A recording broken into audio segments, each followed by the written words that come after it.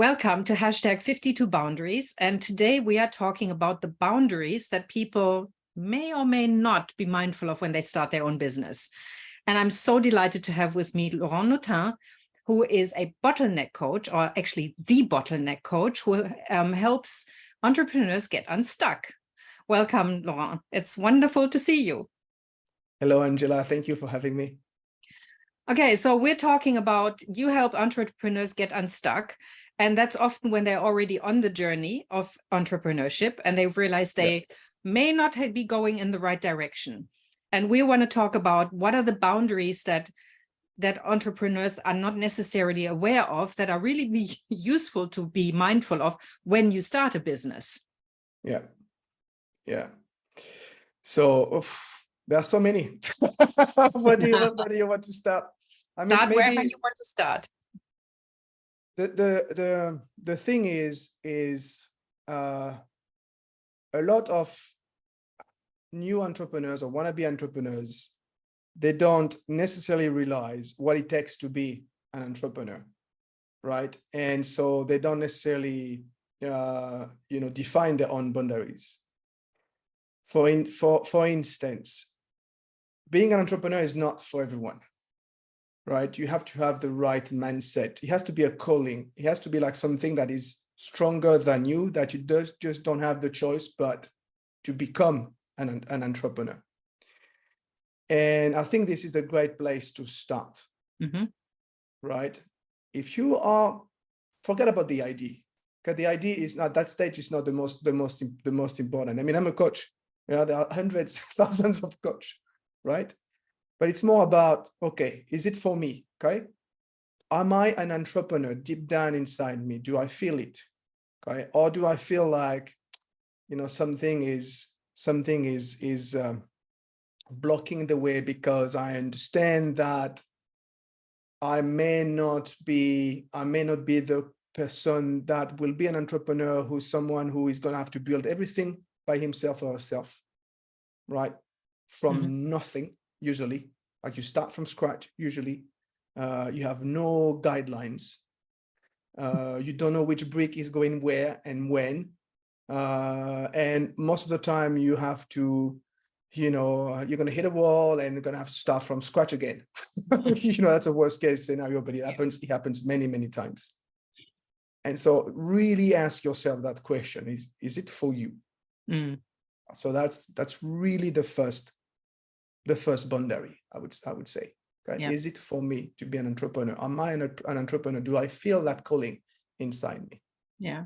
So it's when you're employed, there's generally a really strong need for security, and boundaries and needs are closely linked. So what I'm hearing is that as an entrepreneur, you really need to have the ability to take risks, to step beyond that need for security. You don't need the paycheck every month. But you can set the boundaries around your financial stability in a very different way that somebody who is, has got a steady job has. Yeah, if we talk about financial stability if you start from scratch, you become an entrepreneur, you're not going to have salary for maybe 2-3 years, sometimes even more. Yeah. Right. And still you have to cover for expenses. You have to cover for your family's expenses. Potentially, you have to cover for, your operations. And so when you launch a business, really, really think in terms of, so that you have decided that it is for you, you want to do something, but you really have to set up a budget. Right. Yeah. If you don't have the financial means, it's okay. Keep your job if you have one and do that as a side hustle. Until it takes you somewhere where you can, you can change job and become like a full-time entrepreneur. There are many, many stories like that of successful entrepreneurs, usually coming from the corporate world, actually, who started like this with a side hustle, and then they make the change. And what is interesting is why they made the change. And if you have listeners coming from the corporate world, it's another boundary here. It's because most of the time they would tell you that they felt that there was a disconnect between them and their job. and they wanted to do something else. They wanted to add some meaning into what they were doing. And becoming an entrepreneur is a great way to do that. You know, most of the entrepreneurs, they crave impact. They want to change the world at their own level, of course. And usually it means that they want to help people. Yeah. Which you cannot necessarily do when you're in a corporate, you know, you're one number among others. Mm-hmm. And you have to set boundaries around what you want to achieve, because if you set a vision that is so big and you don't have any boundaries around financial investment or budgets or anything like that, yeah, that when the boundaries are so soft that you're just disappearing into your vision and into your purpose, that can get very challenging.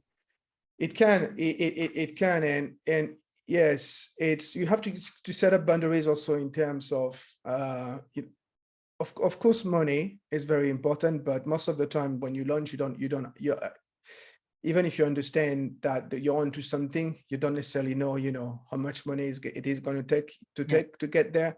But you have to have a budget, for instance. Mm-hmm. Right? See so many entrepreneurs, even after so many years, they still don't have a budget. Like, do a budget, especially at you start, do a budget. Mm-hmm. Think in terms also of how you're going to finance, right? So if you bootstrap your company, where's the money going to come from, right? So set up rules around that. Yeah. You know, who you're going to take money from, your family, your friends, how much you're going to take money, you know, how are you going to reimburse them, etc., etc., etc. Also tell them that maybe they will not see the money anymore, like, because you may fail. Absolutely. And that's an important boundary to set, because if you don't set that, ooh. Yeah, exactly. You know, it's being an entrepreneur at the beginning, it's so ridiculous. You have to convince people based on nothing that you're going to succeed and you're going to make money. Yeah. So and what you have to do is this is the thing, as you said, you have to start from scratch. You've got no idea what you need. We've talked about this before we started recording, about all of these apps that you have to subscribe to, and you know, all of these tools that you need. But if you're setting up an infrastructure and systems that are not set up for growth, you'll have to start from scratch again at some point. So you need to start from scratch and think about things that you haven't even considered, things that you don't know that you don't know. It's really challenging to set boundaries in that regard. Yes, and you're touching on an excellent point here, because it's what I call building the foundations. Mm-hmm. I've seen so many companies without proper foundation. So one of the proper foundation we just talked about is financial management, right? If you don't have like financial management foundations in place, which means someone who is taking care of your bookkeeping, someone who is taking care of your financial reports, someone who is able to read the financial reports. Being you, the entrepreneur, you need to educate yourself about financial management, how to read reports. But you don't have to be a bookkeeper, you don't have to be an accountant, but you have to be able to make decisions based on the numbers. Yeah. If you don't have a budget, if you don't have income statements, you're going to reach a point where the lack of all those tools will totally hinder your growth, and you're going to be absolutely stuck because of that.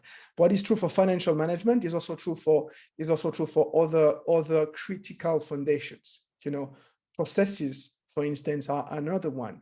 Write down processes from the beginning. Write down procedures from the beginning. And if at one point you see that those procedures do not work anymore, they're not efficient, change them, edit them. Yeah. It's okay. Yeah. But be that disciplined from the beginning, because it is going to help you scale your business. Yeah. It's if you know that you have to do it again, write it down. And there's some fabulous tools where you can just talk into a camera while you know, or while you screen share, you know, or you just record the screen while you're doing it, because once you've got more people, then you can just point them in the direction. You made an excellent point before, you know, you said, get a bookkeeper, get all of that. One of the experiences that I have sometimes with people, and I don't coach entrepreneurs, but I network a lot. So that people have all of a sudden, they start a business and they hire all of these people. And they go, I need you, I need you, I need you. And all of a sudden they have too many people and they don't know. And then they don't have boundaries around who does what, because it's all about the passion and bringing yourself into the job. Yeah. And then all of a sudden you run out of budget, or you run out of money, because you've got people who don't know what they're doing, who don't know how to contribute purposefully. Yeah. Yeah. And I see that a lot among the startup world, right? Mm. They all go in, they all seeking money. This is another rule we should talk about. Don't worship the money, maybe later. But they all seek money from investors, right? Some of them with reason, because they need to develop the product, and the technical platform costs a lot of money to do. But what I see a lot is exactly what you're saying, is that once they got the money, they spend it on, stupid things, egocentric stuff. Yeah. I've heard the story of a company that they received, like, I don't know, 1 million, I think, from a fund, from an investor. They spend 5,000, I think, euros, we're talking here, on a sofa. Yeah. Just on a sofa, because it matches their needs, it matches who they are. Well, guess what? 4 years later, 4 years after they were created, they bankrupted. Mm-hmm. Yeah. And the financial director recognized that they should have allocated the money better. Yeah. That's it. The money that is given to you by investors or by your family, you have to be really disciplined about it, because this is money that you need to cover the operations. Yeah. And one of the rules, one of the boundaries you should have is at least 3 months of cash flow. Yeah. At least 3 months. So 3 months to cover your operations for the next 3 months. Mm. If you can have more, then have more. Some of the companies try to have like 1 year of cash, just to cover operational expense, which, for example, in the case of, you're hit by a pandemic, well, then you have this financial mattress, that puts a lot less pressure. Mm. So be very, very, be very diligent with the money. Yeah. Because the money is a tool to achieve growth. Yeah. So 5,000 on a sofa, yeah, of course you can, but do it at the right moment. Not when you just got, money from investors and you have, 0 clients. Yeah, I worked with somebody once who got a lot of money for their startup, and all of a sudden they were flying business class and having limousines waiting for them. And it's like, you really think that's a good way to invest your money at this point? Yeah. Yeah. And unfortunately, this is we have examples like the WeWork CEO who was traveling, with private jet, etc. And it is still doing business. That doesn't show the right example. But that comes back to what I was saying about, don't worship the money. This is one of the mistakes a lot of funders will make, is to worship the money. Oh, I'm going to become an entrepreneur because I'm going to be rich. Well, guess what? The people you see online, the entrepreneurs we talk about, the Jeff Bezos, the Elon Musk, etc., they are only the exception to the rules. The rule is you're going to fail. The chance to fail is significantly higher than a chance to succeed. And I read somewhere that the chance for your companies to become a unicorn was like 0.0006% or something like that. Mm-hmm. Maybe I forgot a zero, which is like 3 in 5 million. Yeah. 3 in 5 million. But we only talk about those companies as this is a graal. This is what every entrepreneur wants to achieve. No, I don't want to achieve that. And I know a lot of entrepreneurs who don't want to achieve that. A lot of entrepreneurs don't need to be billionaires. A lot of entrepreneurs do not want to build empires. Yeah. They just want the freedom that goes with being an entrepreneur. And they just want to be able to, make that impact and reach as many people as they want. And they know that the money is just a means to an end. And of course, if they're very successful, they will get more money than others. And that is just, the cherry on the cake. And this is how you should see money. Mm-hmm. Yeah. Right. This is really, really important to really be to have like very clear boundaries around money. Yeah. And this is the point you're making is, and this is my little model says, we need 3 legs for a stool that we sit on: emotions, needs, and boundaries. So if we know how we feel, then we know whether our needs are being met or not, and then we can set boundaries. So if I decide what my needs are around being an entrepreneur and having my own business, then I can design my business around it. But if I start with money is not a need. Money is the outcome of fulfilling a need. So if I have a need for making a difference in the world, or having time for family, which maybe entrepreneurship might not be the very best way of going about that, at least for the first 5 years or so, at least. Unfortunately, yes. But if you have that as a long-term goal, and you identify what kind of cascade of needs do you need to fulfill in order to get to that place, then it's much, much easier to get to that place of sustainability. But money as a goal, as you said, don't worship the money. Nobody, if you go in as an entrepreneur to make money, you're putting the horse before the cart.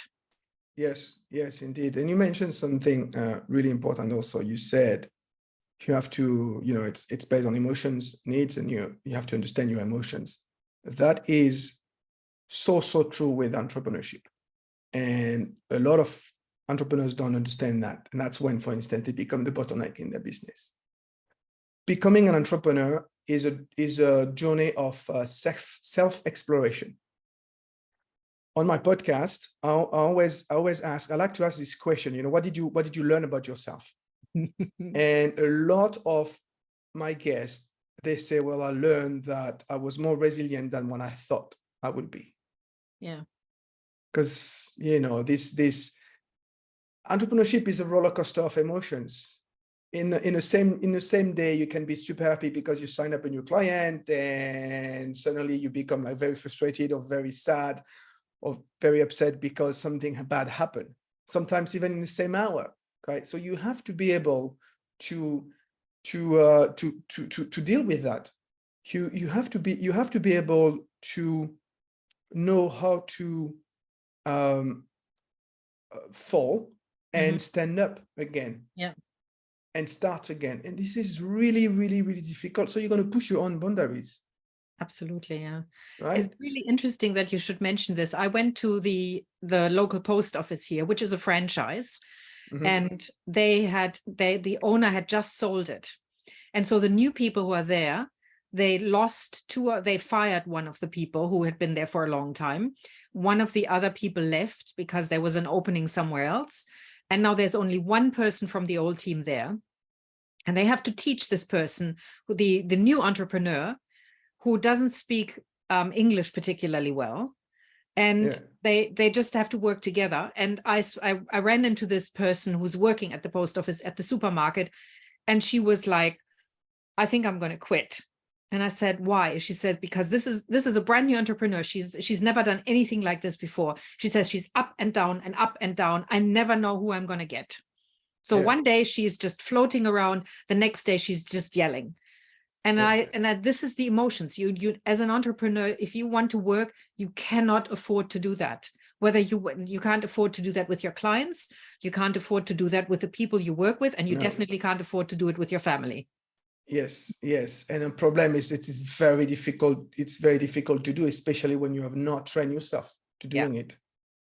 It is really going to put you, to your extreme, to really who you are, right? To the edge of what you can and cannot do. And you always have to go deeper. Right? You have to understand how you react to situations so that you're able to do it better next time. Yeah. Right. And that's very difficult to do, because you have to let go, you have to sit on your ego, and you have to take time to reflect. And that's the other thing, another boundary. Just take time to reflect. And the problem is, especially at the beginning, because you're doing everything, you're so many things that you have to do. Yeah. We have not even talked about legal compliance, tax and all that stuff. But you have to someone has to do that, right? And usually it's you, because you have nobody else, or maybe your team of 2 or 3, but someone has to do that. So you have so many things to do. Your hands are in the dirt all the time, that you forget. It's easy to forget that you need time to reflect, right? Because you need time to reflect, not only to visualize where you are, take that helicopter view. Where am I going? Am I still on track with my goals?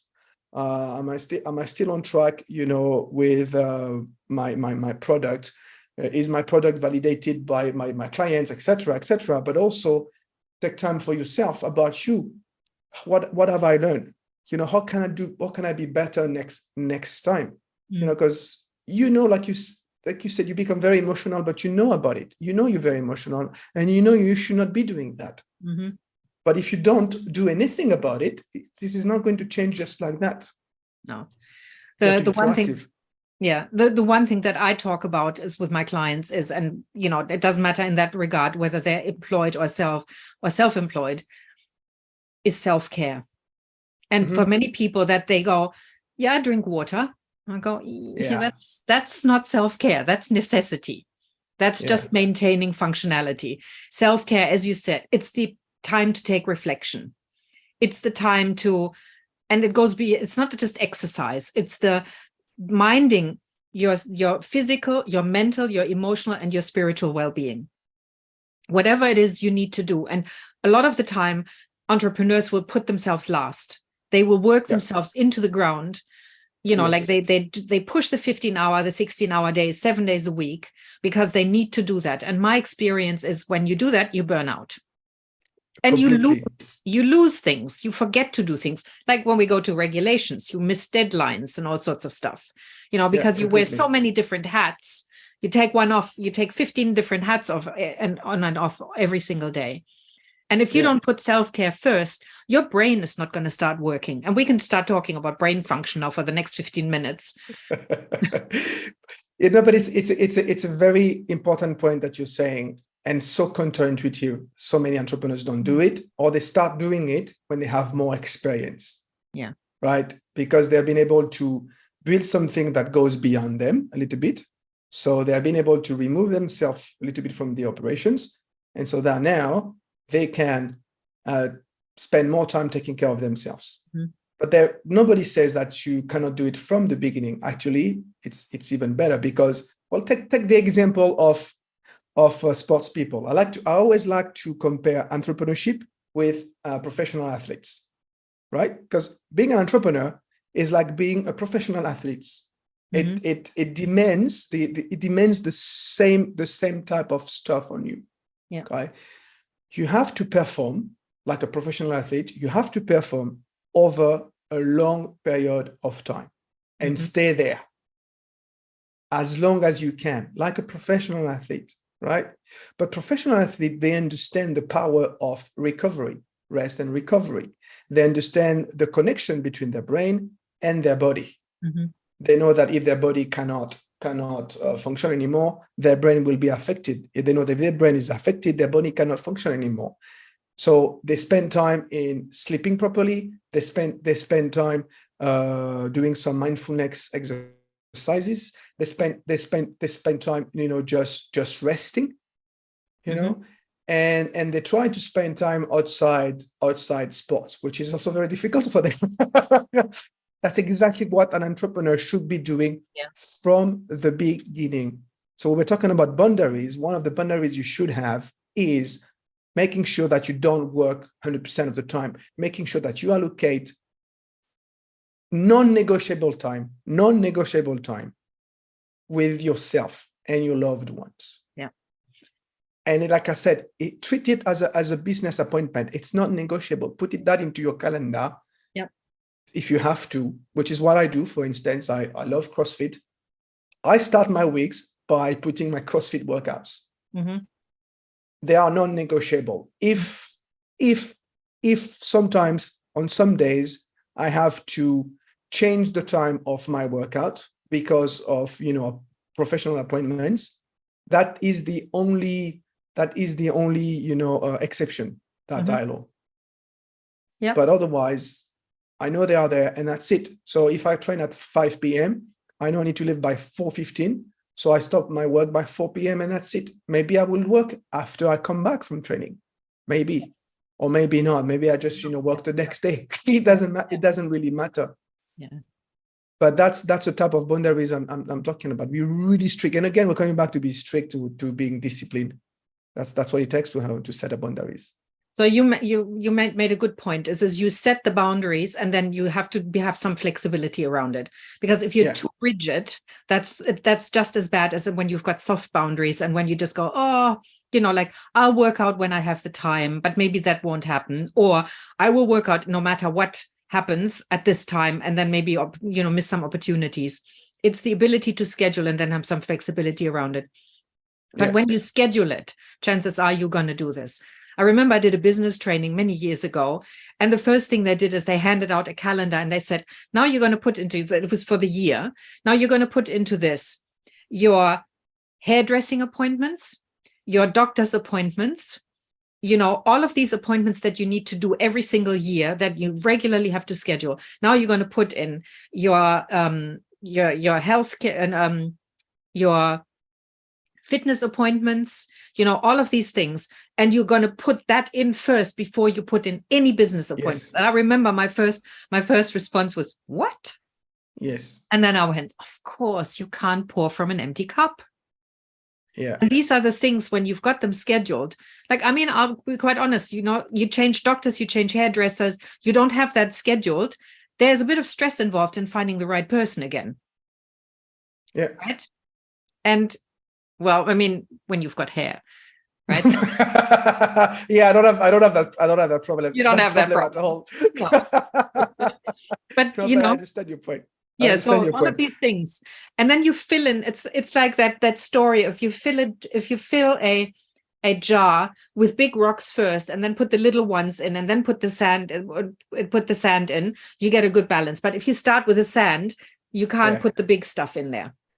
The jar of life. Yes, I know, but you make me think about something else in terms of boundaries that is really important. And we were talking about setting up the foundations. One of the great foundations you can set up from the beginning is to delegate work as soon as you can. Mm-hmm. You don't have to start by big things. Start by small admin stuff. Yeah. Right. Now you have access to virtual assistants over the world right now. Yeah. Who are people who are very, very dedicated. They're very good, most of them, and they're quite cheap because they live in countries, in what we call emerging countries, right? Use them. Mm-hmm. You don't have to spend like thousands of dollars.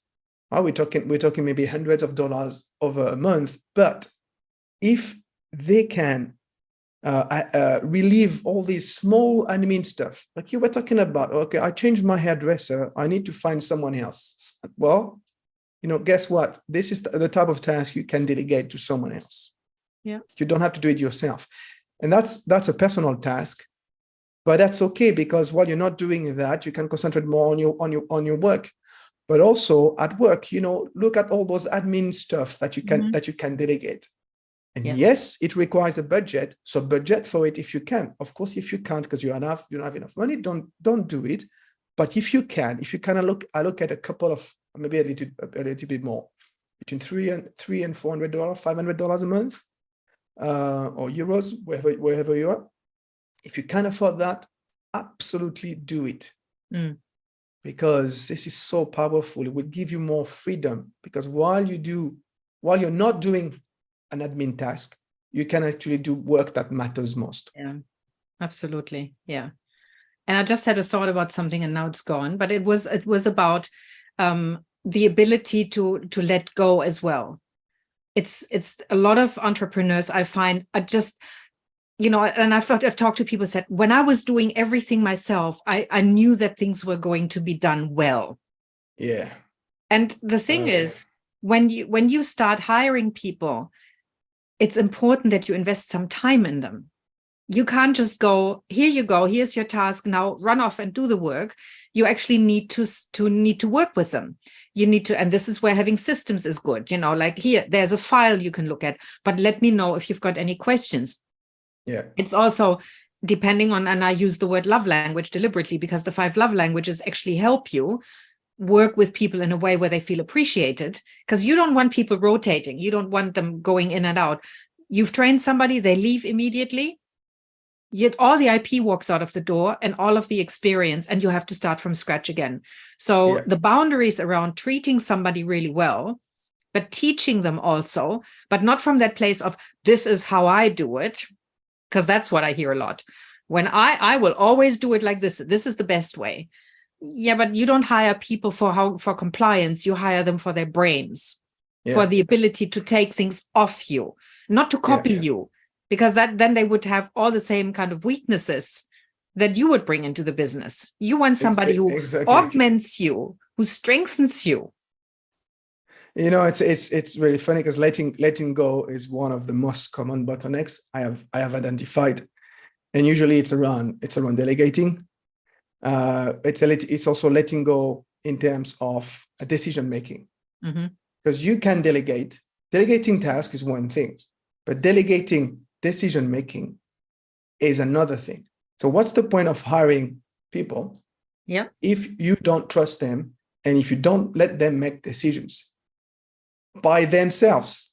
Yes, very important. Yes, they are going to make mistakes. Okay, but everybody does make a mistake, starting by the funders. Right. And Steve Jobs said it the best. He said, you hire people not to tell them what to do, but so that they tell you what to do. That's exactly that. Yeah. And it is so difficult to do because as an entrepreneur, it's your baby. You don't want to lose control. You don't want to. I remember I had this client. He was afraid of delegating client management to a new staff, because in his head, by doing so, he would lose in terms of quality. But so I worked with him to look at it the other way. So what if instead of losing quality, you increase quality? You can take the quality standards that you have developed, but let's assume they can be improved. Well, let that person do that for you. And suddenly it's a completely different scenario, right? It's a shift in perspective. So that's why that's what delegation is really about. So you hire people to make them better than you. Otherwise, there's no point in hiring people. That's your goal. That's why people become an entrepreneur, because they want to, this is my saying is to any leader is your goal is to make yourself irrelevant, but not indispensable.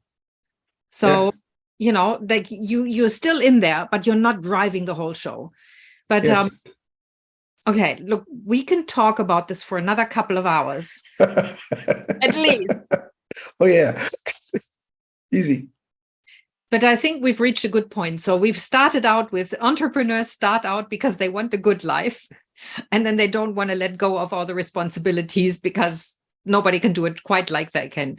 So it's the ability to go through that whole transition of moving, through the foundations that you've mentioned to all the boundary setting, and then getting to that place where you can actually have that good life that you wanted. And that's defined by the needs that you have set, not by anybody else's, not by social media tells me I need to be a billionaire and I need to have the unicorn, but this is what gives me the opportunity to add in whatever.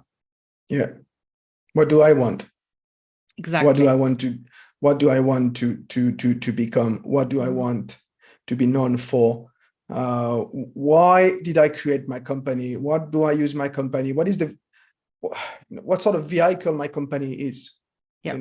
What's the purpose? What's its purpose? Yeah. The purpose of my company is just like the vehicle, to use that word again, of my own purpose.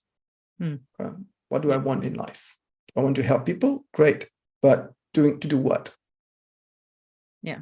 So that's a type of questions that you should answer first to yourself. If you have decided that you will become an entrepreneur, because it's deep down in you, you can feel it. Yeah. And that's the good thing. There's help out there. People can help Yes. move past being a bottleneck, and they can help you delegate and teach you how to delegate. So yeah, that's why we do what we do. We're passionate about that. Indeed. Thank you so much, Laurent. Thank you to you. Thank you for the opportunity. I loved it. Oh, it's been wonderful. It's just as much as I enjoyed being on your podcast. I really enjoyed this. Thank you so much. And thank you everybody for watching and listening. And we'll see you next time. And if you haven't subscribed yet, please do.